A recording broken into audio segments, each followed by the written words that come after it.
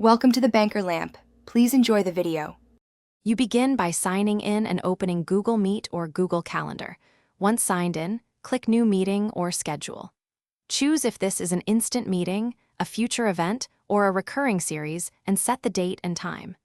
Make sure to pick the correct time zone so participants see the right slot.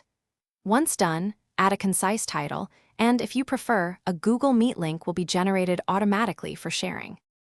Now you add participants by typing emails, selecting groups, or choosing calendar contacts. Once added, verify their access level. You should adjust host controls, decide who can join directly, whether guests need to ask to enter, and enable or disable mute on entry.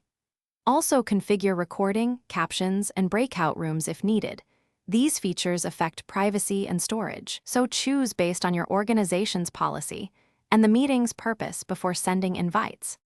Finish by adding an agenda, any attachments, and dial-in numbers, then send the invites. You should confirm the Meet link works and test your camera, microphone, and speaker on the device you'll use. This prevents delays. If participants can't join, make sure the event link's permissions allow external guests, check network stability and firewall rules, and try restarting the browser or Meet app. These steps resolve most connection or permission problems quickly.